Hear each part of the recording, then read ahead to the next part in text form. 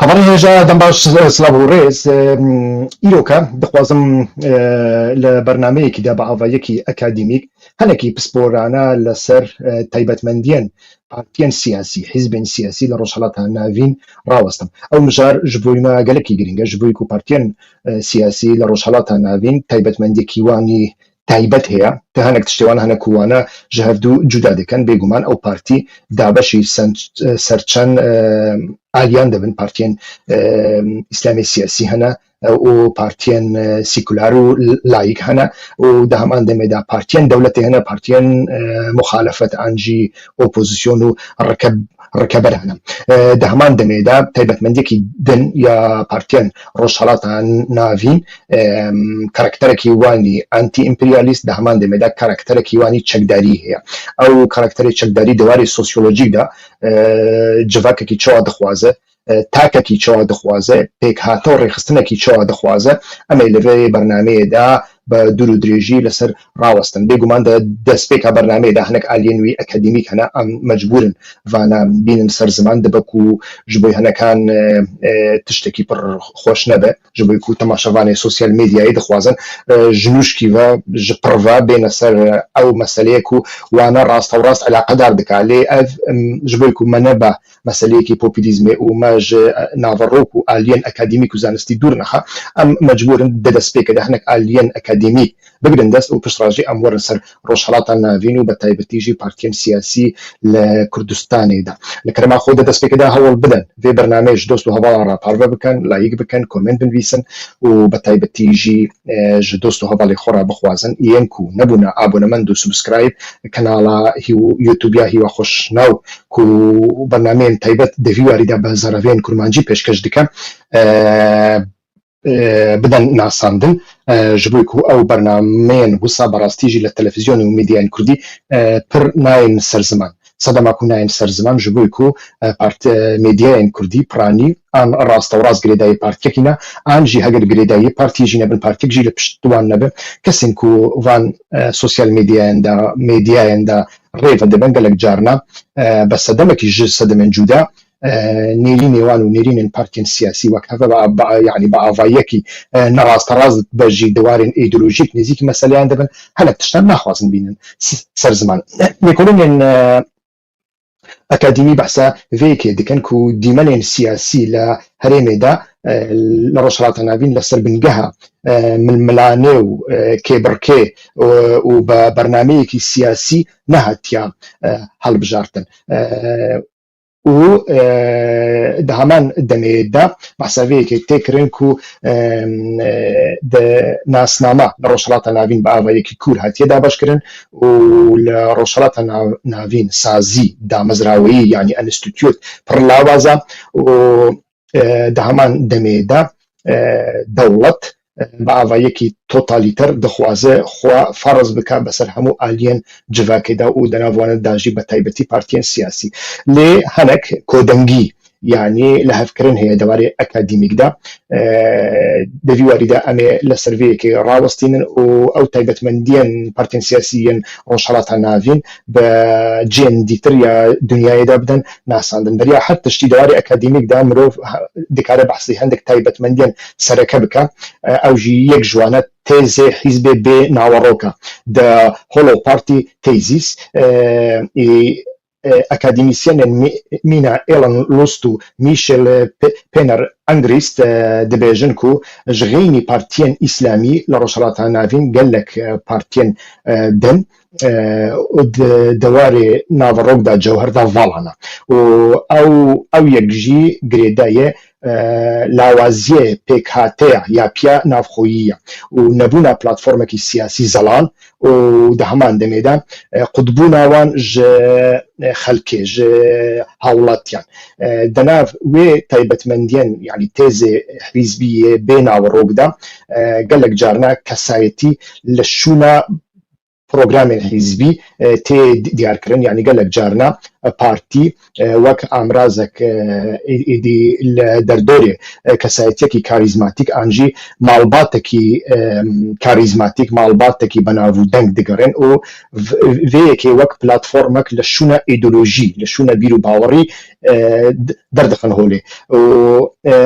ئەوژی لە پارتیان شخصی یا باشوورێن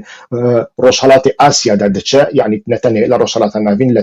لە تایلاند لە فلیپینژی مرۆڤ دەکارێ هەنێک تشتێن وسا ببینێ لێ تشتێکی وسا لە ئەوروپای ڕۆژئاوادا کێمە دە هەمان دەمێدا هەر گرێدایی vê mijarê partiyên hikûmetî hene لە ڕۆژهەڵاتە ناوین و بە تایبەتیژی ئەو پارتی نەهاژی هەنە لێ gelek carna mirov lê dinêre لە سەردەما میسرا berê Sûriyayê dema Esedda gelek carna ئەو پارتی هەبوون یعنی بەریا 2011دا ئەو پارتی ji bo ku milmilaneyek bikin لەسەر گەیشتن بەدەسەڵات نەهاتبوون ئاواکردن ji bo çi hatbûn avakirin ji bo wêyekê hatbûn avakirin ku piştgirî li rejêma heyî bikin û berjewendiya rejêm biparêzin berjewendiya dewlet biparêzin û gelek carna ئەو پارتی وەک partiyên kartonî ancî partiyên bêdەسەڵات دەهاتن ناسکردن هەر دەوی واریدا خاڵا دووەمین هەیە جودابوونە پارتیان بە پارتیên ڕۆژئاوارە یعنی ئەم دەزانن پارتیên سیاسی پارتی حیزبێ سیاسی حیزب یەکێکە پارچەیەکە ji pakêda dewleta netewî gavek ku dewleta netewî ava dibe partiyên siyasî ava dibin û gelek carna zanayên siyasî behsa vê yekê dikin ku يعني مقایسەکردنا دەناوبەرە partiyên ڕۆژئاوا و partiyên ڕۆژهەڵاتدا ئەم دەبینن دوو تشت دەردەکەون هۆلێ ناسنامە لە هەمبەری ئابووری لە دیموکراسیا ڕۆژئاوادا دابەشبوونێ سەرەکە بە دیرۆکە ئابووری دەهات گرێداین یعنی چەپ لە دژی ڕاست partiyên چەپ لە دژی ڕاست کارکەر دژی سەرمایەدار و بەوێرەنگی لە ڕۆژهەڵاتە ناویندا دابەشبوونێ سەرەکە لەسەر بنگەها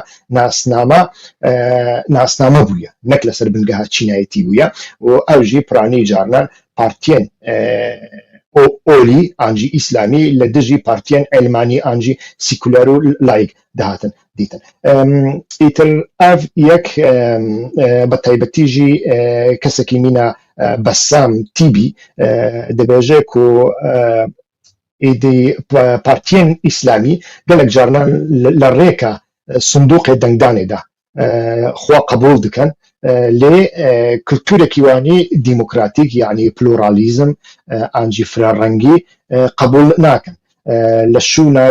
یعنی هەوڵ دەدەن بەوی ڕەنگی سوود ji دیموکراسیە ببینن سوود ji دەنگدان ببینن سوود ji فرەیە ببینن لێ vê کلتوری قبول ناکەن بە تایبەتیژی گاڤک و ئەوتێن سەردەسەڵاتداریە ئەڤە دەردەکەوێ دە هەمان دەمێدا دیسە گرێدای خاڵە دووەمین و partiyên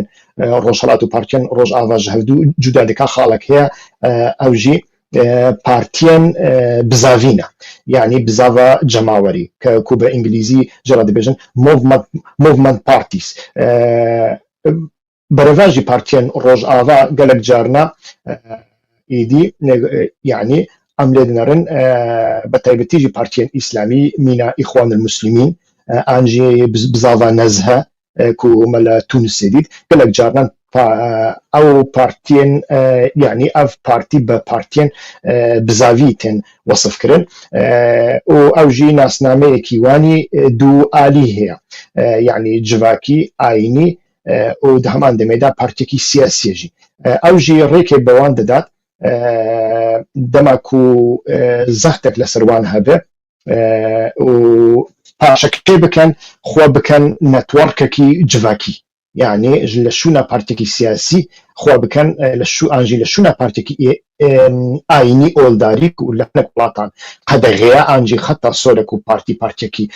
oldarî bê ew li Tirkiyeyê berêda jî hebû wê demê ew partiyên siyasî xwe dikin networkekî civakî de ew li bizava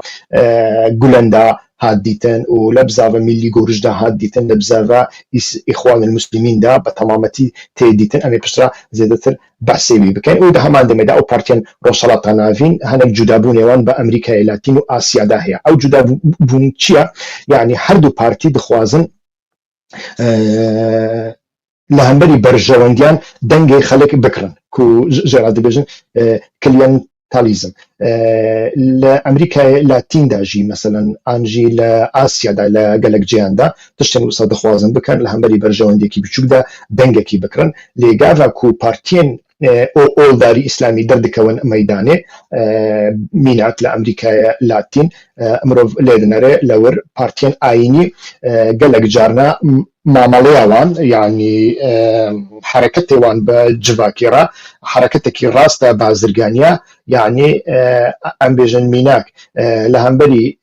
کیسکەکە ئاری دەخوازن دەنگێکی بکرن لێ لە ڕۆژهەڵاتە ناوین مرۆڤ لێ دەنەرێ ئەڤیەک ئەv کلیەنتالیزم یعنی کڕینا خەلکێ بە جڤاکیە نەتەنێ یەکیەکە یعنی ئەو ناچن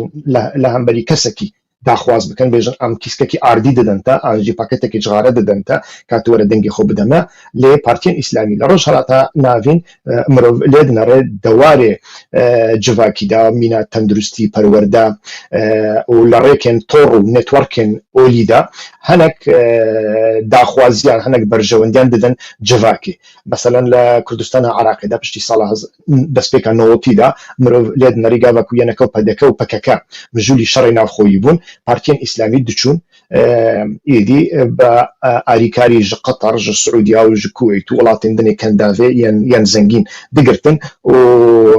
دەواری تەندروستیدا حتا دەواری پەروەردەدا لێ پەروەردەیە ئاینی ئیدی مرۆڤ لێ دەنەری خزمەتێکی مەزن دەدان جڤاکێ ئانژی ئەم بێژن کەچک و کوڕێن و نەدیکاری بوون بزەوجن لە جانیان ئەو دزەوجاندن کەچ ژن و مێرێن و ژە هەفتوو جودا ببوون ئانژی مێر ژنێوی مریە ژن مێرێوی مریە دیسە یەکە ژێرا دەدیتن بەوی ڕەنگێ بەخۆوە دەدان گرێدان یعنی ئەو مەکینەیە حیزبایەتی مرۆڤ لێ دەنەرێ یا ئۆلی لە وڵاتێن ئەمریکای لاتین و لە بەشێکی ئاسیادا دیسە هەیە لێ بە ئاڤەیەکی جوداتر کار دەکەن وەک مەگوت لە ئەمریکای لاتین و لە ئاسیادا لەسەر بنگەهێ تاکە کەسی هەوڵ دەدەن خزمەت گوزاریان ڕەفاهیەتان پێشکەشی خەلکێ بکەن و ئەو یەک وەک ئەرکێکی واجبێکی ئۆلی نیشان دەدەن و شەرعیەتێکی ئەخلاقی دەدەنێ لێ مرۆڤ لێ دەنەرێ لە ڕۆژهەڵاتە ناوین پارتیەن ئیسلامی vەیەکێ دکەن عینی تشتی دکەن لێ بە ئاڤایەکی جڤاکی یعنی محەلەیەکی تێر دەکەن محەلەیەکی خواردن دەدەنوان ئانجی بە سەدان کەچک کۆم دکەن و کوڕێک ژوان ڕادبین و وانە دزەوجین و لە هەفتوو گرێ دەدەن ئێدی ئەv جودابوون هەیە لە دەربارەی ئەو نژار زیاتر گرێدایە پارتیەن و ئەم بێژن ناوەڕۆکەکیوان هەیە یعنی پرۆگرامێکیوان هەیە لە ڕۆژهەڵاتە ناوین بە تایبەتیژی پرانی وسایە یعنی حرەکەتە ئۆجەلانی ژێ دەرخە پارتیەن دنێ تو لێ دنەری بەڕاستیژی یعنی پارتیەن سیکولار پارتیەن نەتەوی پارتیەن دیموکرات پارتیەن لیبرال حتا پارتیەن چەپ لە ناوەڕۆکاواندا پرزگەکێکی مەزن هەیە لێ پارتیەن ئۆلی بە تایبەتیژی پارتیەن ئیسلامی لە ناوەڕۆکاواندا ئەمژێ حەز بکەن ئانژێ حەز نەکەن پرۆگرامێکیوان هەیە تشتێکیوان هەیە ئیدی ئەv یەک بە ئاشکرا تێ دیتن لە هەمان دەمێدا لە وڵاتێن و ئەم بێژن هەنێکی پاشخاوانی سیکولار هەیە ئانجی جڤاکێکی وانی سیکولار هەیە مینا جڤاکە کوردان تو لێ دەنەرێ پارتیەن ئیسلامی ئیدی بە دوو ئاڤاییان بەشداری دەکەن وەک جیلیان شوێدلەر دەبێژە ئەو پارتیەن ئیسلامی گەلێک جارنا دەوێ دەمێدا دەناڤە جڤاکانەدا دەناڤە وان وڵاتانەدا بە ئاڤایەکی پراگماتیک حرەکەت دەکەن و ئەیدۆلۆژیا خۆ یا توندهاژۆ هەنێکی ئەو دکن یعنی vە دشێرن ماسکەیەکی دخەن سەرێ میناک لە حرەکەتە نەزهە لە تونس خوا وەک موسڵمانێکی دیموکراتیک دەدا ناساندن و بەوێ ڕەنگژی هاتە سەر دەسەڵاتداریە لێمە دیت دەما حرەکەتە نەزهە لەسەر دەسەڵاتداریە و زێدەتر 11 حتا 12,000 کەچکێن ژێر 18 ساڵی شاندەبوون جیهادی یعنی لەبەر چاوێواندا پارتیەن ئیسلامی سیاسی ئیخوان دچون کەچکێن ژێر 18 ساڵی لەبن 18 ساڵی ئیدی بە ناوێ جیهادێدا ڕێک دەخستن و دشاندن سووریایە لیبیایە مە تشتێن وسە گەلێکی دیتن حتاکو ئەو بوو سەدەم و دەوڵەتە مرکزی فيكي وەک فرسەتێکی ببینی و کودەتا ئەنجی دەڕبە بەسەر وان بکەم. دوو يعني دواري تيوريدا دو تيجشتن هنا تيجشتنك اوكو بارتين اسلامي دكارن دهمان دميدا واقع بين انجي براغماتيك من وقالك جارنا خوا فربكن ببن مسلمانك ديمقراطي باشداري تدابك لي ديسا دواري تيوريدا هناك تيوريسيان ديفيجن او بارتيانا تاني ديمقراسي بعضايك تكتيكي بكاردينن و گاواکو هاتن سر دەسەڵاتداریە دیسا دەبن پارچێکی تۆتالیتەر و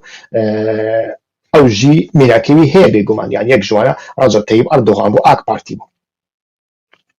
دە هەمان دەمێدا لێکۆلینێک لەسەر کە ئەم وەرم سەر پارتیان سیکولار یعنی پارتیان کو ئیسلامی نینە پارتیان کو ئیسلامی نینە لیبرالن دیموکراتن نەتەوینە چەپن ئەم بەحسا وان بکەن یعنی براني لكولين الأكاديمي بحثا فيك دي كان مخالفة لايك علماني كريزة كيوان هي أو جي لاوازيا بيك هاتية يعني براني لكولين بحثا فيك دي كان او بارتي بهنك اعضايان بارتيان روشرات نافين ين اوبوزيسيون ين مخالف ين غير اسلامي جو بارتيان اسلامي تن جدا كرن يكجي او تايبتمندي او اكو بارتين تشابو ليبرالو نتوي من طارق مسعود دو ايفا بيلين ديفيجن تشن تايبتمنديين وان هنا كو دبن سدام او بارتي نكاربن بيش بكون مثلا صالون بارتي بكاردين صالون بارتيس يعني حزب كاني صالون كان برواجي بارتين اسلامي اف بارتيانا نكارن ببن بارتيكي نخبي يعني بارتيكي نكارن ببن بارتيكي ببورين بارتيكي جماوري بارتيا خلق بچن ناف خلق براني جاران دبن بارتيا اليتكي سياسي و اف میناکەوی گەلێکی هەنە مەسەن لە تورکیادا بەشێکی جەهپێ وسایە پارتیا مەهەپە مرۆڤ دەکاری بێژێ پارتیا کادرە بەوی ڕەنگیە نەکارن بچن ناوا جوواکێ هەنێک ڕەوشنبیرن وانی تایبەت دەردۆرەوان دمینن و بەوی ڕەنگی نەکارن بچن محەلەیەن فەقیران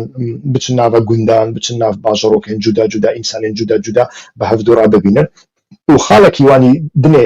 لاواز یا ئەو پارتیان غیری ئیسلامی غیری ئۆلی ئەوەکو ئیتر ئەم لێ نەرن ئیسلامی پرانی جاران جامی وەک بنگەهێکی ڕێخستنێ بەکارتینە لێ پارتیان ئەیلمانی ژێرخانێکی وانی جواباکی نینە مثلا لە ئەوڕۆپایە ئەو پارتی سندیکایەوان هەنا کو پرانی جاران لە ڕێکاوان سندیکایانەدا کار دەکەن نها لأوروبا مثلا ليبنرا أو بارتين دەسەڵاتدار و ين غيري دەسەڵاتدار جي براني أو بارتين كو بارتين أولينينا أنجي بارتيكي أولينا لي بارتيكي أوليكي ديمقراطيك من كاثوليك كريستيان تولدنري بنجهكي واني بنجهكي تشكرنا بنجه جبوي سياسة سنديكا لغوريوه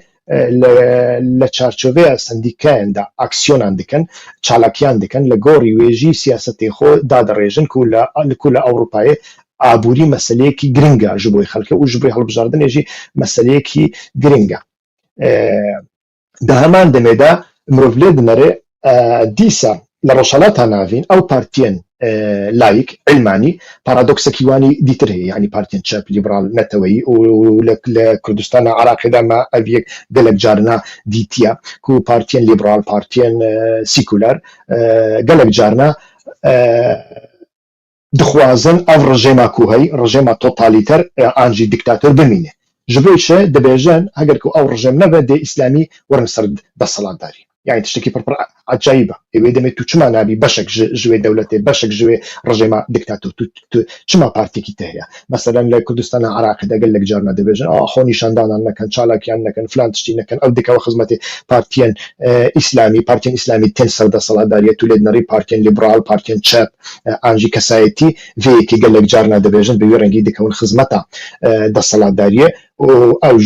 ملة جي قال لك جارنا لهالبجارتنا ايدي وانا جزادك لو ما جيت تولد نري براستيجي جدابون دنا بلا بارتيان روشلاتا نافينيين اسلاميه غير اسلامي دا مساله ريقستنيه يعني او مسألة ريخستني قالكي جرينجا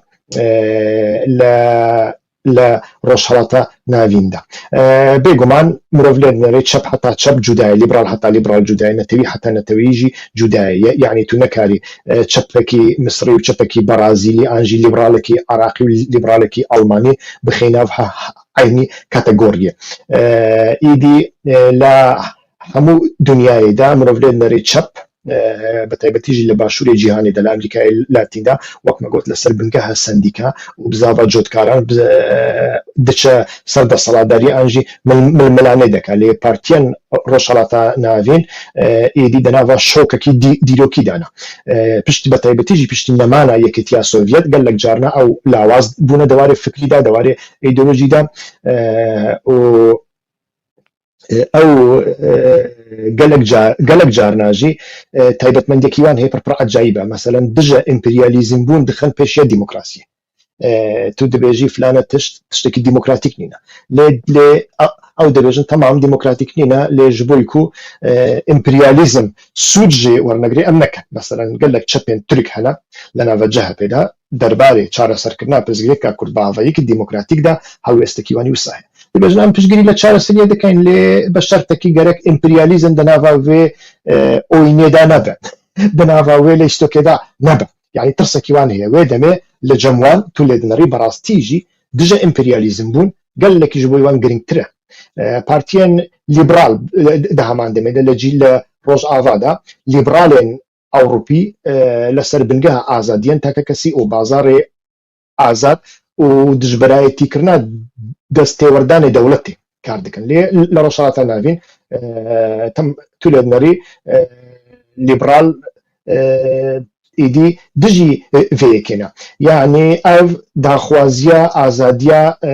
civakî dikin li şûna daxwaziya azadiya takekesî û li azadiya takekesî ditirsin ji bo ku wek min got dibêjin eger ku em azadiya takekesî pir bixine pêş dê îslamî werin ser desthilatdariyê êdî ev mesele tu lê dinêrî devî werî de jî paradoksekî mezin heye di warê netewî de yani partiyên netewî li rojhilata navîn de tu lê dinêrî eynî di nava vê meselê de ne êdî netewîbûn li cemwan dewlet yani tu dewlet hebe tu netewî dewlet nebe tu نتواني يعني اوجي هالويستا كيمينا هالويستا ناصريزم بعسيزم افلاقيزم تينا بيراما كو حد تشتكي ب اوي جريد دا ب نتو جريد دا ليلا اوروباي دا نتو تش راز ب تش ب قالك جارنا اگر لمخالفه دابن مثلا هەوڵ دەدەن دەسەڵاتداریە بگرن دەست ji بۆی پاراستنە ناسنامەیان نەتەوی yani ئەو کولتورە نەتەوی ناسنامەیان نەتەوی ji dest neda lê wek me got li rojhilata navîn netew li cemwan sentrala netew birîtiye li dewlet hebe tu netewî dewlet nebî tu nenetewî êdî netew yani dewlet rasta nasyonalîzm armancekî wî sazkirina dewletê ye او راستا لê gelek carna êdî gelek carna ev dibe sedema serkutkariye û diktatoriyê êdî û divê demê de opozisyonbûn nanîne yani çawa mesela di nava hekayetokên Kurdan da ya yekîtiya netewî de gelek carna gava ku Kurd sê çar Kurd kom dibin behsa yekîtiye dikin ka em yekîtiya xwe çê bikin devir de meseleya fikir meseleya evê جودابوون دمرە yani cudabûna cinsî cudabûna denavbera feqîr û hejaran da her tiştek dimre meseleyekî demokrasî li holê de namîne meseleya fikir bi temametî dimre dewr de jî eynî tişt heye loma jî ev meseleyeka akademîsyen û kesên teorîsyen gelek carna rexneyan lê digirin êdî mirov lê dinêrê partiyên غيري إسلامي للرجالات النافين براستيجي دنافا شكستكي بربر مزندانا شكستكي فكري وجهان دنيا بينيا وان دنافا شكستكي بربر مزندايا أو جي سي صدميوي هنا يك نبونا باوري بفكر يعني ايدولوجيكال بانك روبتيسي نەتەوەیی تووشی شکستێکی پڕپڕ مەزن کردە. مثلا تولێدنەڕێ نەتەوەی عەرەب حتانەها شکست ئانینە لە یەکێتیە عەرەباندا ji بۆی ئازادکردنا فەڵەستینێ. ئیدی دە هەمان دەمەیدا تولێدنەڕێ چەپ دەوارێ ئابووریدا فکرێوانی ئابووری دە هەمان دەمێدا و شکستن تووشی شکستێکی بوونە. ئیدی لیبرال وەک نوخبە دەمینن لە جڤاکێ هاتنە قوتکردن و دە هەمان دەمەیدا خاڵا دووەمین ئەو پارتیان غەیری ئیسلامی غەیری دینی یعنی لیبرال دیموکرات نەتەوی چەپ gelek carinan xwe bi totalîtarizmê de li hev dikin yani awtorîteyan adaptationî jê re dibêjin yani rijêm dewlet rêk bi hebûna wan dide lê bi avayekî lawaz û tenê ji bo ku bibêjin ew rijêm ka lê binerin çi qasî demokratîk e. Ev li serdema Bersê Iraqî de, li serdema Bersê Sûrî de, li serdema Cemal Abdulnasir de, li Misrê de, li Tirkiyeyê Atatürk de, piştî Atatürk de ev yek berdewam hebûne û niha jî heye. Xala sêyemîn ku şikista partiyên غêrî îslamî derdixê holê meseleya nasnameya yani siyaseta wanî nasnama. Identity politics li rojhilata navîn xelk û nasnama li cem xelkê zêdetir tayfiyeta, ola, mezheba û eşîreta. Nek bernameyekî abûrî ku çep û liberal li rojava piştê xwe pê dibistin. Loma jî em lê dinêrin partiyên ilmanî li rojhilata navîn di navbera berdaşekî serkutkariya rijêm û bihêziya îslamê siyasî de êdî hebs bûne. Hebs bûne tu lê dinêrî ev li Kurdistanê de jî biaşkira tê dîtin. Ka em werin ser meseleya partiyên siyasî li Kurdistanê de hêdî. Li Kurdistanê de ev yek henekî cudatir e. Yani me got rast e li rojhilata navîn bigiştî partiyên îslamî hene zêdetir civakîne, zêdetir dike. Em pêra bin an jî pêra nebin, em metodê wan قبول بکن آنجی قبول نکن لی اف دکارن متد وان هنه کو بچن ناو جواکی ببین پارتی کی جواکی برنامه کی وان هيا لی پارتیان لیبرال پارتیان چپ پارتیان نتوی لرو شراط ناوین جدا ترن يعني دنا بارادوكسين پر مزندان لكردستان دا مروفليد نري بتايبتيجي لمسألة يعني لا اجركو ام حركتها اوجلان ام نبيجن باكا لي حركتها اوجلاني لهر تشار بارتشيان وك مناك نيشان بدن اف هنكي جدا ترن يعني مروفليد نري پارتیەکی چەکداری و ژێرا دەبێژن پێشکەتی خواست هەیە Armed Progressive Party نەوسە و مرۆڤ لێ دەنەرێ تێدا یەپەگا لە سووریا ئیدر گەلێک جارنا جێکی تایبەت و ئاڵۆزیەکی زانستی سیاسی و جڤاکی داگیرکردنە لە ناوە لیتراتۆردا پڕ بەحس تێکردن. Ev partî gelek carna naçine nav meseleya terorîzma klasîkî jî yani ji bo ku kesên akademîsyan yani nek kesên yasayî ya serbedewletan ez behsa wan nakim lê behsa akademîsyenên serbixwe dikim ji bo ku akademîsyen piranî caran partiyên çekdarî wek partiyekî teror dibin yani partiya teror çi ye teror yani tundutîjî yani çek bi destê te dabe û tu li dervê dewlet bê bêguman ew çek ji bo çi destê te daye ji bo tundutîjiyê bikî newsa ev nayê wê watayê ew tundutîjî heqa an jî heq nîne lê dîsa jêra tê gotin tundutîjî û ew tundutîjî dî jî bi taybetî jî li edebiyat û akademiya Fransî de di heman demê de wek teror jî tê bekaranî. ئیدی مرۆڤ لێ دنەڕێ ئەv لە گۆری ئەکادیمیسیەنên سەربەخۆ حرەکەتên ئۆجەلانی یا چەکداری دەبێژم ناکەون ناو قاڵبە تێرۆریزما کلاسیکی ئیدی لێ دەهمان دەمێدا ئەو پارتیەکی نۆرمال ژی نین یانی پارتیەکی ئاسایی نین کەرەکتەرێوانی نادەوڵەتی چەکدار هەیە Armed Non-State Actors و دەهمان دەمێدا خاوەنی یانی خودیە پرۆژەیەکی دەوڵەتسازی ئانژی جڤاکسازی تو لێ بنەڕێ ئەv یەک مەهەنێکی جوداتر دکە ji karên akademîk û berê li ser partiyên rojhilata navîn hatine kirin û bi taybetî jî li 2011 de gava ku pê de derdikeve holê لسوریاییدا و باڵێوی چەکداری هەیە یەپەگە و هێزن سووریایی دیموکراتیک لەوێ دەرێدا شڕۆڤێن ئەکادیمی گەلێک خاڵان و گەلێک پرسیاران دکەن کو تەکلیێوان بە مەسەلەیە خەڵک میلەت و چەک و کولتورە شەهادەتی هەیە تیۆریا پاراستنا ڕەوا هەیە لە گۆڕی پەکەکێک و پەیوەندیاوی بە خەڵکەوە هەیە لە ئەدەبیاتە سیاسی یا چەپی کلاسیکیدا مینە لێنینیزم حیزب پێشەنگە ڤانگوارد حیزب پێشەنگە ڤانگارد و خەڵکژی یعنی حیزب شڤانە خەڵکژی پەزە ئانژی ئەم بێژن خەڵک دکەوە پەی کەتیە پەی حیزبش بێت و حیزب پێشەنگە سەرۆکە دزانە زانەیە لێ گەلک جارنا ئیدی مرۆڤ لێ دنەرێ دەناوە بزاڤە کوردیتە بە تایبەتیژی پشتی ساڵە 1991 هەنێک گۆڕتنên ئیدۆلۆژیک جی هاتنە ئەنجامداین دەڤیواریدا مثلا یەک ژوانە کۆنفدرالیزمە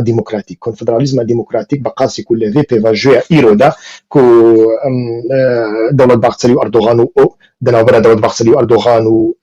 ئۆجەلاندا تێمەشاندن کۆنفدرالیزمە دیموکراتیک یعنی یەک ژێ تێزên ئیدۆلۆژیک یانوویên ئۆجەلان وەکی کو بێژی هاتیەش بیرکردن بحث ناکەن یعنی حرەکەتە پەکەکەژی بحث ناکە دەوڵەتجی بحث ناکە بحثە تشتندنێ دکەن لێ لەوردا مرۆڤ لێ دنەرێ دەڤیواریدا ئۆجەلان خواستی هەنێک دیزاینان بکە یعنی ئەو دیزاین هەنێکی جوداترن ژ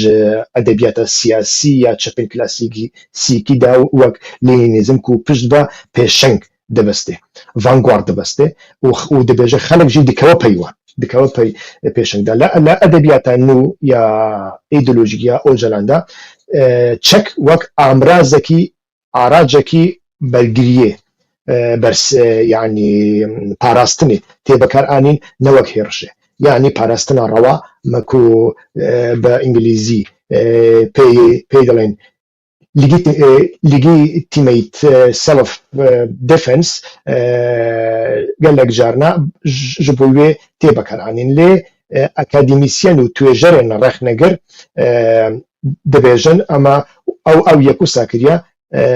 ku çek tenê wek amrazekî kuştin nebe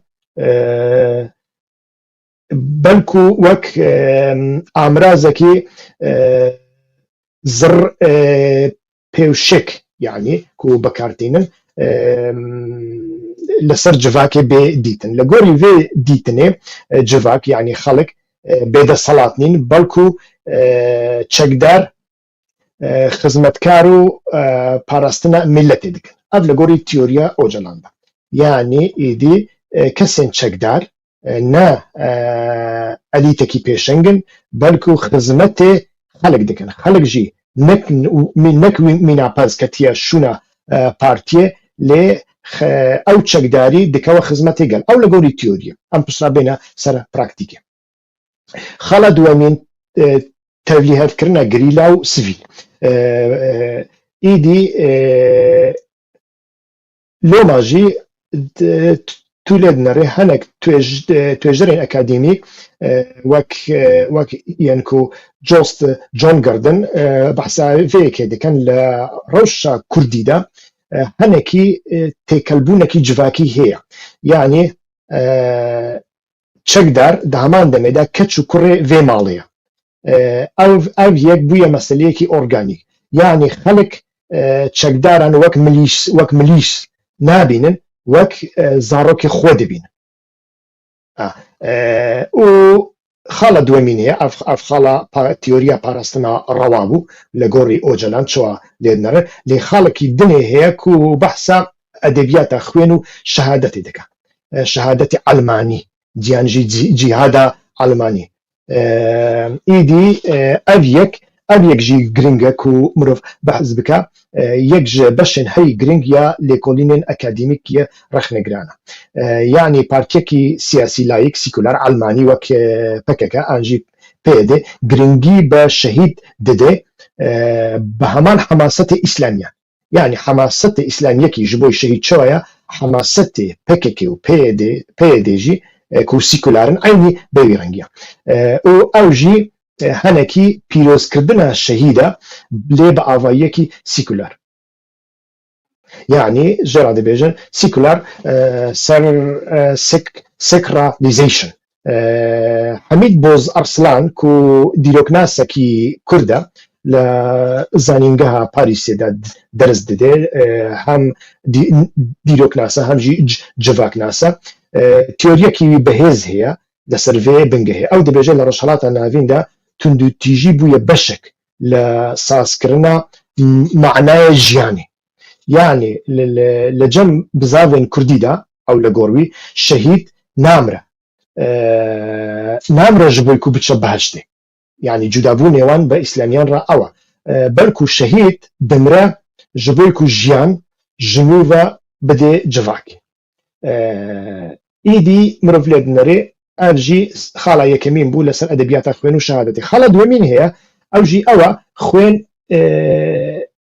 مينا تشيمونتويا بطونا نتوي أدبيات فان بارتين كوما بحث كرن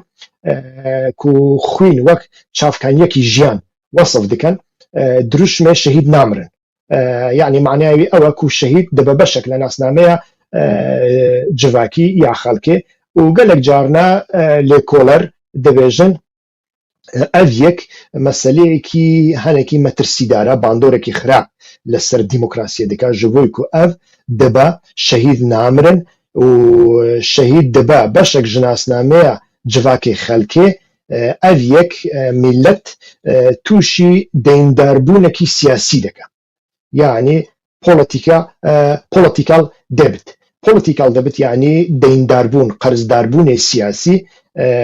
خلق زندي خلق كو نمرينا هرتم يعني حسكي دينداريه كو او ديندارن تاوان بارن لهمبري شهيدان وبخو دبينن وانا ناچار دکن جبویکو او دینی خو بدن بردوام گهداری حزب کادرین پارتیان بکن کادرین حزبی بکن و اویک براستیجی ام گلک جارنا دبینین هم اویک هزکی معنوی دده پارتی و کادرین پارتی و هم جی تولدناری دوار ديمقراسی دا دوار آزادی تاکه کس دا دوار فکر دا هنک مترسیان آفادکه من لسالين بهورتي هناك برنامج لسرفي كي تشكرن يك جوان برنامج انا داكو نافو دنگا كيوي هبو بحمل بحث رجيما كادرو كرت رجيما كادرو اللي بتيجي لسوريا هيدا يعني كادرو جبويكو خلق ناتشار دكا كو او بحثن كو او ديندارن انجي تاوان بارن انجي دينك يوان هي او ديني خو نكارن بدن جبويكو بشكي جوي ديني بدن غرق غوداري حزب بكن تو تشوا غوداري حزب دكي غرق تو غوداري كادر بكي كادر دچو ده همان دمدا جبوي كل سوريا درج آفادا ديمانكي ديمقراطيك نشاني خلقه بدا كوميتي آفادا كرن كوميتي جواكي كوميتي شهيدان كوميتي خويندني كوميتي اختياران كوميتي عبوري فلان بقى كوميتي حقوقي ودچو لوردا عربك وكردك وكريستيانك وجنك وميرك وتركمانك دخست بيدري نوسا انجيل اراده داخلك وانا هالبجيرن ليه لبنفا دي سانجي كادر لبش صحني افيك دمشان وقالك جارنا أبيك لريكا هنا كسان دمشان كودنا ذا كوميسيون دا جيجر بون أو كس ذكر مركز يعني حمو كوميسيون وكسازي ندهت ناسا وأف قالك كارفدان خراب بخورا آنين حتى قالك جارنا مروفليد ناري قنديجي جوا كارفدان أنا نارازيو جبويكو مسأليكي مزن ببو توليد ناري يعني خوين مسأليات شكداري بيروز كردنا شهيد ده همان دمدا دكاره پرزگریکا کی دموکراتیک بینه هوله او پرزگریکا کی بینه هوله کو پارادوکس کی چدیکا دناو برا تشته کو پارتی ده وجه کو او جبوی خلق کردکا ده همان دمدا خلق دکه آراجا کو مجبور ببینه گهداری کادر پارتی بکا اف مسئله کی بوی رنگیه و گلک جارنا جی تولید نره او کادر حتى جي كي جواك جي قطبية تشتكو جواك دزاني حسيكو جواك هي أو بيرانينا مثلا بريا تشان روجان لبلجيكا لبروكسلي دارنكك يعني كومالك هات آفاكرن بربسياري أوروباية كسك دس نشان كريه كو هم بربسياري وي كومالي ددمي بيجدا كو أخفتنكي بكا يعني خطابكي بدي ميفانجي قالكي هاتنا وأوجي سه چار جاران لسریت لشونه یک جاره کی دبجه قال لك سپاس کسین کو اری کاریا مدام جبکو ام کومالکی وصافه بر بسیار رخصتنی پسرا پرجع عاجز دبه پڕژێ ئاجە دەبێت بە سەرویدا دەچێت دەکەقیر دەبێت تا چما دوو سێ جاران گوتی سوپاس گەرەک تو جارێکی ببێژی یعنی تو لێت دەڕێژ بێ مەسەلەیەکی وسا بچووکژی خەریتەیەک و دەسەرێ کادردایە دەخوازێ بەردەوام بە خەڵکێن سڤیل بدێ قبولکردن ئاژی بە خەڵکێ بدێ قبولکردن ئەڤژی پارادۆکسەکە خاڵە سێمین هەیە کو بەحسا مرۆڤێ نو و بە خودی ئیرادە دکە يعني كسايتيا ميليتان شخصيتها ميليتان لا ادبيات في بارتيا دا بكك حركه اوجلاندا بتايبتيجي لا برتوكن بريز اوجلاندا يدي بحسب پرورديجي تكرن ويدمه ديمنكي جدا يا مروف نشان دا مثلا يك جوانا كشتنا ظلامين كلاسيكي كشتني بيابي كلاسيك كيلين دا دومينانت مال مثلا قال لك ليكو لرين بواري جندريدا من ديلار ديرك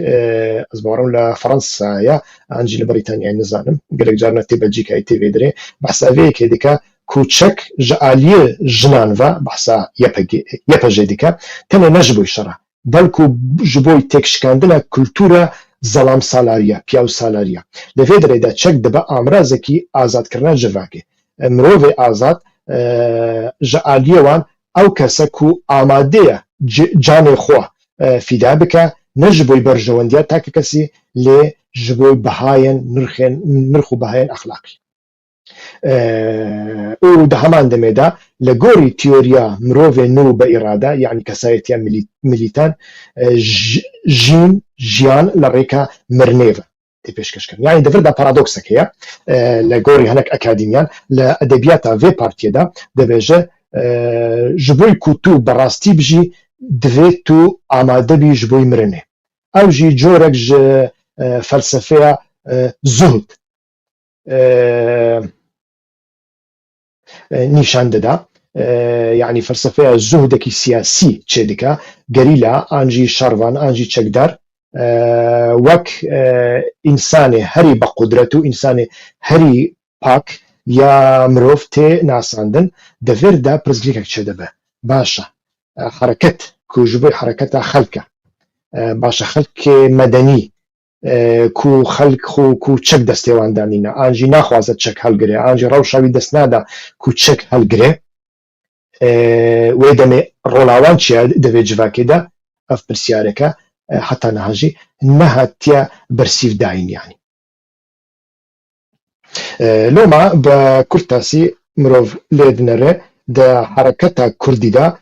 پاراستنە ناسنامە و گۆڕینە جڤاکی جێندەر یا ئێکۆلۆژیک مەسەلەیەکی گرنگە لە بزاڤە فارق لە کۆلۆمبیایە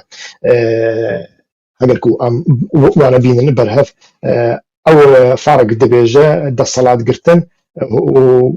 بەحسا دەسەڵاتگرتنێ گۆڕینە ئابووریە دکە یعنی مارکسیزمێکی کلاسیک دەڤردا هەیە و حرەکەتێن ئیسلامی و جیهادی دا دام بەحسا دامەزراندنە دەوڵەتێکی ئۆلی و جێبەجێکردنە شەریعەت دکە دە هەمان دەمەدا دەپەیوەندیدا بەناوبەرە خەڵک و دەسەڵاتێدا لە گۆری حرەکەتە ئۆجەلانی پەروەردە و ڕێخستنە جڤاکێ دەناڤە مەجلیساندا دەناڤە ئەنجومان يعني مينا ماسي دناوا آفيدانينا بلكي مينا داركيا كوكنوي هنا فرق دفي وارده بزافا كولومبيا كو بزافا كي شورش غيري بو مينا بككي لي بزافا كي ماركسيستا دفي وارده هنا كي جداتر بحث دكا دبجه قالك جارنا ايدي قالك جارنا بحثا تكليه كي ترس و فيرغيداني دكي بوي رنگي ايدي جواكا دولتي و اوي دولة خلق يعني تكليوان قريدة دا كو قالك جارنا دولة ترسي شدكا و جبونا فيكي آفا دبا كو فيرجي لخلقي بستينيو او فيرجي جي قالك بآفايك عادلانة بستاندن يعني برسبكتيفي وانو برسبكتيفة حركة أوجلاني تماما جداترة تماما برسبكتيفا أوجلان بحثا تشتكي لدرجة دولتي ديكا فارق بحثا تشتكي تكليات نافبرا دولتي وخلقي ديكا وده هما دمدا درابا بزافين إسلامي دا بحثا فيكي تكرن كو ياسا قرق بزوريا هيزو ترس لجهنمي بوصف كان هر كسكي ياسا بيكنيني اف كاس تاني حقك بها اويش بتش جهنم وقال لك جارنا او جهنم او بخول سن عرضيت شدكن يعني رانا وصلها تعو ميرك دمره ودتش قبر لبيدا اسرائيل وجبرائيل وميكائيل واوانتين حساب جيد خوازن بخول سن عرضي دكوجن من داعش عن جي من طالبه خلاص من خلا شهادتي هذا بزاف اوجلاني شو على شهادتي دنري فارق شو على دنري بزاف اسلامي شو على دنرن مروف دنري الجم حركه اوجلاني شهاده امرازك جبوي افاكرنا مروفين ازات ومانا نتو لسر عرديده لغوري بزاف فارق ايدي قرباني دان جبوي شورشا تشينايتي قربانی دان جوی شورش چینایتی پیوسته ل کمتر بحث پیروزیه دکن او دناوا اسلامان دا دناوا پارتیان اسلامی سیاسی دا شهادت جوی گشتنا با هدیه کی دیاریه کی آسمانی کو اوجی حوریو بهشتن پرتقال و سیف و هنگوینو و هفته حوری خالكي دني لسر في مجاري از دخوازم بحث كم اوجي مسألة كي تماما تيوريا اللي برغرينج جبيكو ام ج بارتيان كردية تشكداري فهم بكن يعني لكولين دجاجن انجامكي وسا كو هيزن فان بارتيان التاني لسياح دايا و قالك جارنا هيزيوان لمسألة ريخستن وجفا كدانينا اللي لإمكان خو قاندنا إمكان تراجيديا مردنة دانا كو تراجيديا مردنة دكن هيزكي ريخستني و دمكي دا بارتين ليبرال باسا خوش گزراني والرفاهية عبوري دكن لسر عرزة بارتين تشكدار ين بيشكتي خواز ين سيكولار ين لايك ين تشب تو دينر يكو تشك دستيوان دايا بحثا فيكي ناكن لشونا خوش رفاهية جيانو آبوري وخوش گزرانية بحثا كرامة ناس نامدك دور دا فرق كيوان هي او كرامة ناس نامجي لريكا كدا آفاده بكو تو آماده بجبوي مرني او قرباني بده جبويكو خلق لهمبري مترسيكي دايا او مترسيجي مترسيا لنافتشونية يعني قتارة خوين وقتارة قرباني دان قال لكي بباندورتر لنافوان هذا جري فورمين آبوري او جي وسا كريا او حركة بابا حركتكي نمونية حركتكي جودا لجهان دا يعني ارتشكي سيكولار هي ارتشكي سيكولار هي اللي دهمان دمدا خودية باوريكي اولي سياسية جبوي دوزين خوا بروف دكاري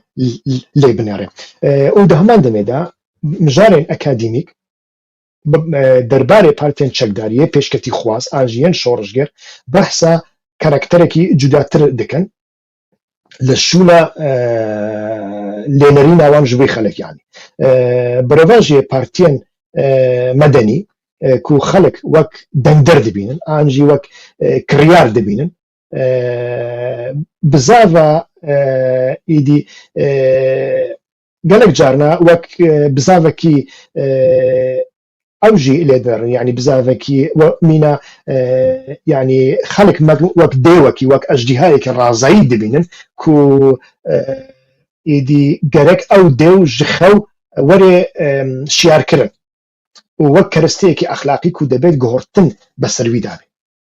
يعني تولد نري لنافا ليبرال دا لنافا بارتين ليبرال دا مثلا الكردستان العراقي دا بارتيا غوران هم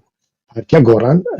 ايدي نوشيلو مصطفى شنجارم ديقول باشكرا بتايبت جي ديقول لسر تلفزيوني جي ديقول لهمبري ميفان الخورخ نجران جي ديقول كو بارتيا ما بارتيا كي فكري نينا بارتيا كي دندرانا كي دنجي خو بديما او يامي كي دنجي خو نديما او نيا لي بزافة تشكداري يا كردي بتايبتي جيا اوجلاني خلق مينا حيوانك الرازعي دبينك كو غرك او حيوان بيراك جهالتها خو بيراكرن انجي ببا ماتريالكي اخلاقي وقهرتن بسردابي يعني افجي نيشان ددا لسر بنجها كونتراكتكي غريبستكي افادبه كو غريبستكي قرباني دانا يعني دفيتو قرباني بدي يعني بروايك هيدا لغا وحركته رجانا خوينه دينك دەینێکی چێ دکە کو دەبێت خەڵکێن زیندی ئێک و هێژی لەسەر ژیانێنە لە ڕێکە وەفاداریە سیاسی vê دەینێ بدەن و ئەڤ یەک مرۆڤ لێ بنەڕێ دەناوە حرەکەتە پەکێکەدا دەبا مەسەلەیەکی ئەخلاقی دەبا مەسەلەیەکی وجدانی دەبا مەسەلەیەکی هەستیاری گەلێک جارنا ئەف تاک وسالێ دەکە کو نەکارێ بەفکری گاوا کو دفکرێژی ئانجی دتەقرێژی تەمامەن ژێ دوور دکەوێ و گاوا کو ژێ دوور دکەوێت دەچەجەم حرەکەتێکی گەلێک دەوی واریدا یعنی نرخێنوی گەلێکی نزمترن ژن حرەکەتی بەری و ji pir ve dibêje walla ez cuda bûme ji bo ku hereketa min dewlet naxwaze diçe cem hereketekî ku qet dewlet naxwaze diçe cem hereketekî dinî ku qet dewlet naxwaze qet jî dewlet nexwastiye li dîrokê de hertin dijayetiye dewletê kiriye lê rîtorîka nasyonalîzm û dewlet û serxwebûn û referandum û ew tiştane baş dikare bekarبîne tu lê dinêrî ev yek heta niha pirzgirêkeke paradokseke pir giring e ku mirov لەسەر ڕاوەستە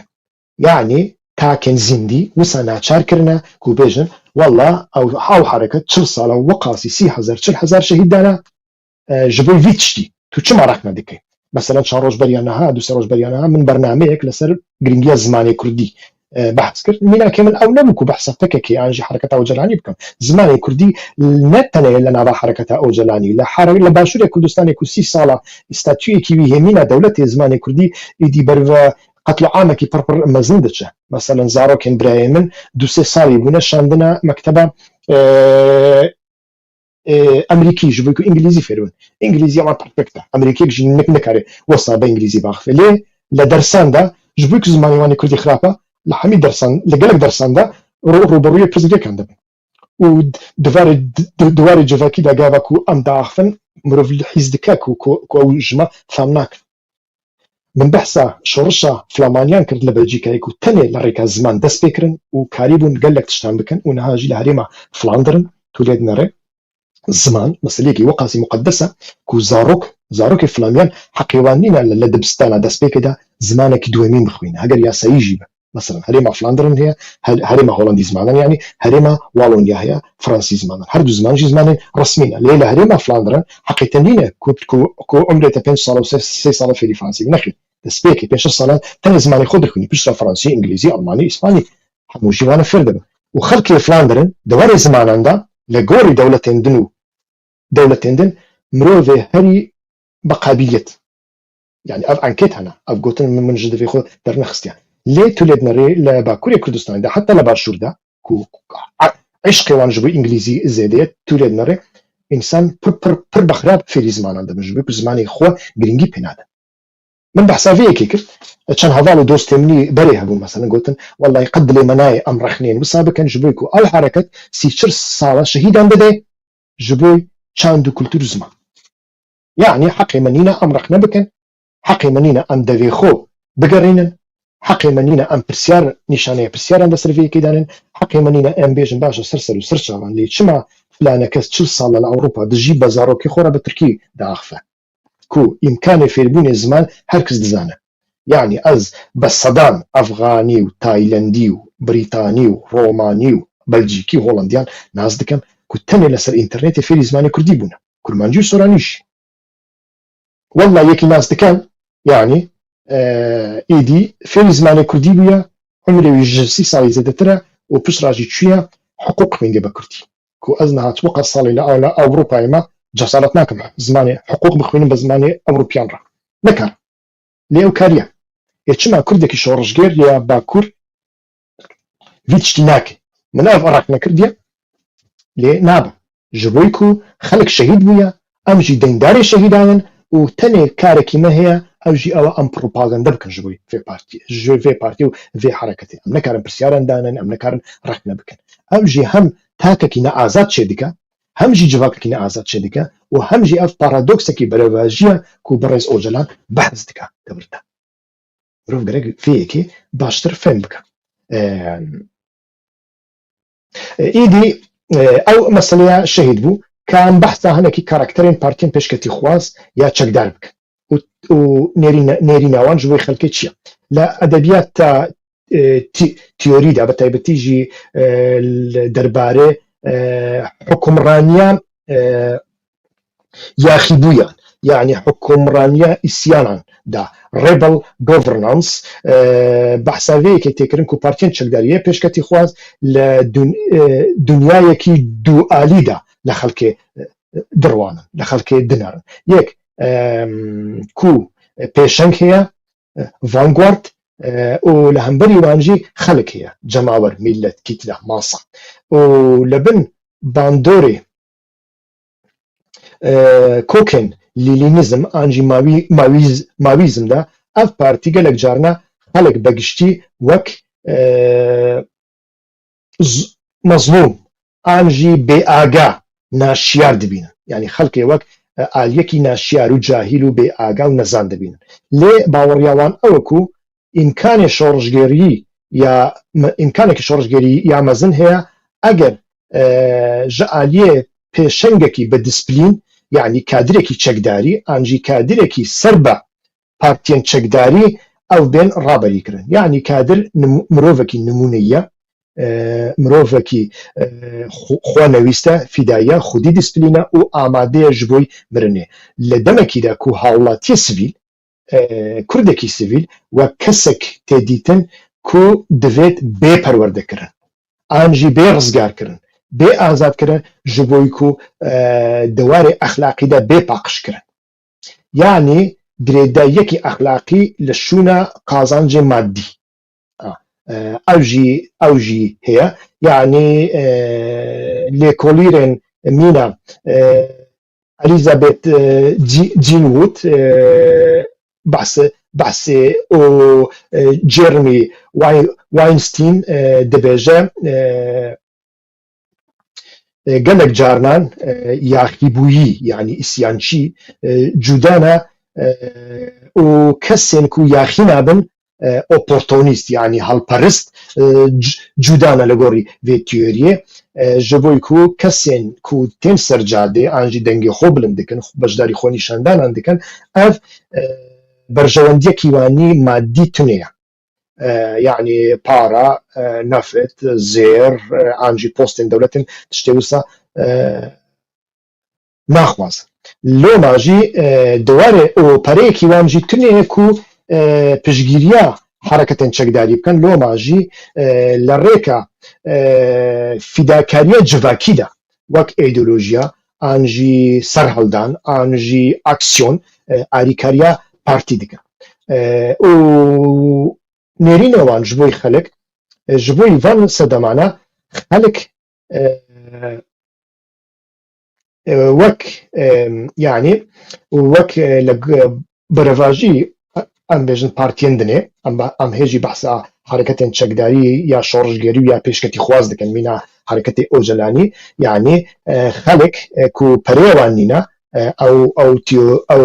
tîyorî di heman demê de wek me got Elizabeth Greenwood û yani li ser ez bawerim li ser Salvador ew lêkolînkirine û di heman demê de Jeremy Weinstein behs kiriye, dibêje xelkê yani ku li nava hereketa ocalanî de jî re dibêjin welat Parîs, welat Parîskiya yan ew ku pere dide lê heger ku perêvî nebe bidê partî divê di warê civakî de beşdarî çalakiyan bike, yani bê sercadê xwe nîşandanan bike, êdî dengê xwe bilind bike, li cadê de aksiyonan bike. Ewa li hemberî wê xelkek jî heye ku xelkekî opportunîst e. Ew opportunîst jî dîsa yani helperistin, berjewendî xwazin, lê ew jî dikin du parça. Berjewendî xwaz hene ku berjewendî xwazin lê pere didin partiyê ew başin, lê hinek berjewendî xwaz hene pereyê wan nîne bidin partiyê an jî nadin partiyê ew xirabin. Loma jî tu lê dinêrî nêrînek ji bo xelek çê dibe, xelek wek kirêgirte nabînin ku be pere bên kirandin, lê wek karakterekî êdî wek karakterekî serhildanê li wan serî تێ سیرکردن ئەو ژی دە هەمان دەمێدا وەک من گوت گرێداینەکی ئەخلاقی لەسەروان فەرز دکا بە شۆڕشەوە و دەورداژی دیسە پارادۆکسە خۆویست و خۆنەویست یعنی پارادۆکسێکی کو بە زۆر تو کارێکی بکەی ئانجی بەخۆشیە خۆ بکەی گەلک جارنا ئەو حرەکەت لە گۆری تیۆریا وەک من گوت ئەو دوو تیۆریسیانن ئەو گوتنێ من نینە گەلک جارنا ئەو حرەکەت کو ئیدایە vەیەکێ دیکەن بانگەشەیە vەیەکێ دیکەن ئەو نوێنەرایەتیە داخوازیە گەل دیکەن لێ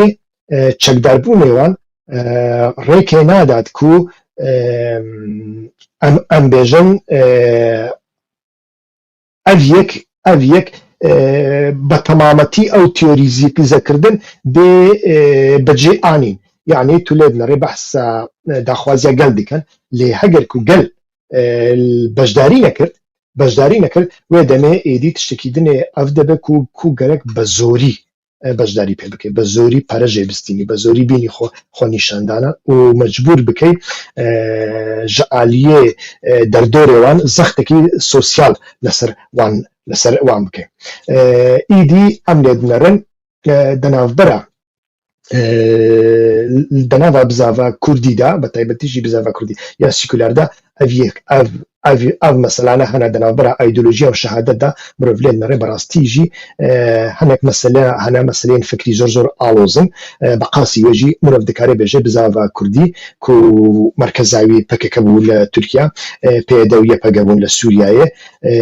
میناکێکی سەرەکی vê yekê bûn lêgihortinekî îdeolojî dewarê tîyorî de li ser kaxezê mirov lê dinêrê hinek carna derketiya holê ku ew daxwaziya klasîkî ya marksî lênînistî an jî mawîstî ji bo avakirina dewletekî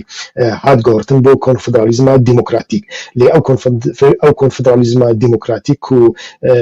tîyoriyê wî bo morî bokçîn vedigerê îro di pêvajiyê de zêde nayê behs kirin û ew tîyorî behsa vêyekê dike dewlet netew wek amrazekî serkûtkir û zulm têret kirin li şûnawî pêşniyara dîmokrasiyekî bêdewlet dike dîmokrasiya bêdewlet dike lê wek me got îro li vê pêvajiyê de ev yek çi qasî eger ku em li gotara Ocalan û gotara dewletbaxçilî bigerin bêguman ev gotarekî tektîkî jî dibe lê em vêyekê dibînin ku nayê dîtin û di heman demê de meseleya jêr û jor û femînîzm û jîngeparêzî jî pir nayê gotin û di merkeza vê hereketê de dîsa şehîdlik yani rola şehîd bi qasî ku gotarekî dîmokrasî heye lê balê çekdarî her wek merkez û senter maya û edebiyata xwînriştin tenê ne propagandaya belku dirêbestek kontraktekî civakiye sosyal kontrakta û xelek قرضدار کو به ترکی جرا دبیجن borç deyndar xelek antropoloj behsavê ki dikin ku bizavek ew bizav yani kultura şehadet berhem aniya ku dena wê kulturê de kesên mirî ew behs dikin êdî ew qurbaniyê xwedana ji bo azadiyê lê kesên zindî her tim deyndar in li hemberî şehîdan loma jî pêwîst e hem beşdarî bikin hem piştgirî li partiyên xwe û li kadrên xwe bikin û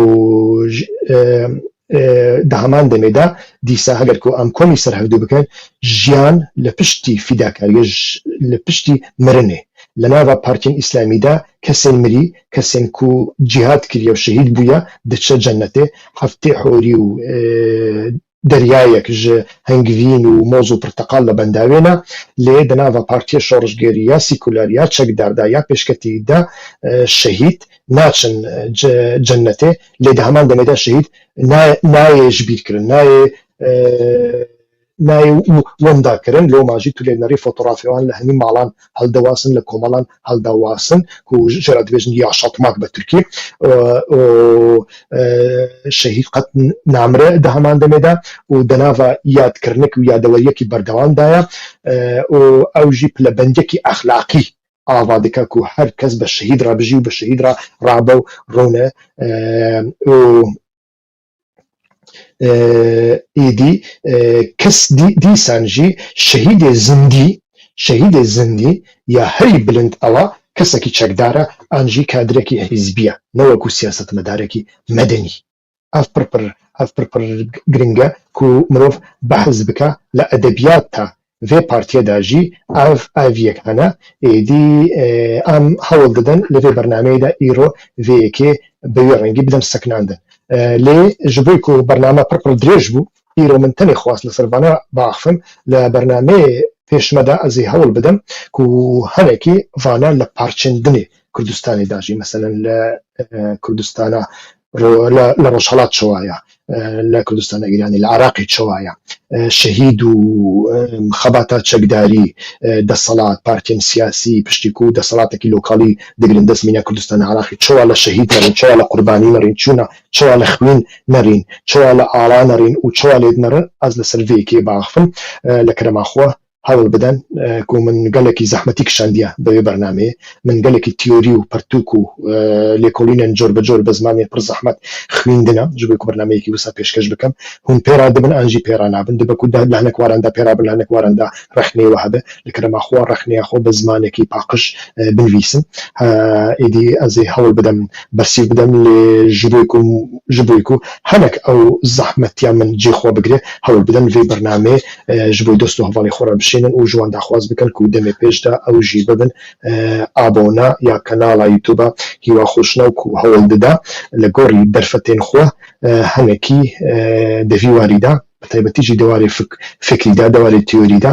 bi qasî ku îmkanê min hebin li xizmetê we de dem baş slav res